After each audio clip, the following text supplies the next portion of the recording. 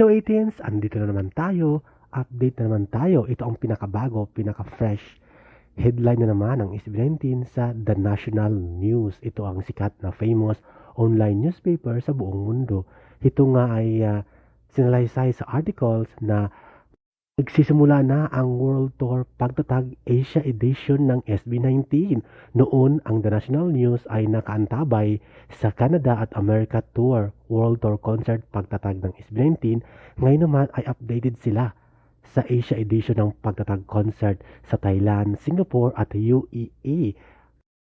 Kaya naman maraming salamat The National News sa pag-promote ng Asia Pagtatag World Tour Concert ng SB19. Hanggang sa muling update at samantala, narito ang ilang laman ng news articles mula sa The National News.